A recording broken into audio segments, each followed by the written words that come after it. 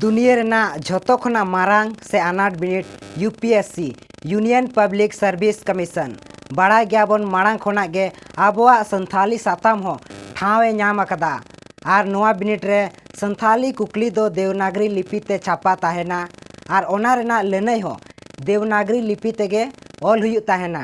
मेनखान नोआ बिनिट रे जहां को नितो मेंस रे संथाली पे दोहोया एनखान नित दो ओना बिनिट रे संताली साताम कुकली सकाम रेना तेला दो ऑल चिकी ते हो बन ऑल दाड़ेया। मेनखान नोआ कुकली दो देवनागरी लिपि तेगे ताहेना।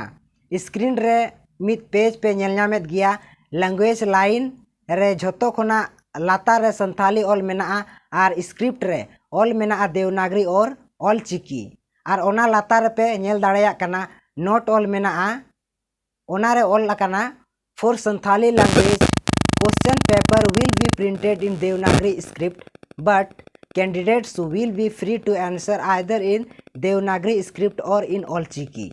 नोआ रे इन्या हुदिस दो कुकली सखाम हो ऑल चिकी तेगे छापा दरकारो कान ताहेना। नोआ रे आपे को चेद हुदिस कमेंट करते निहत पे लिया मा एनखान जोहार गे।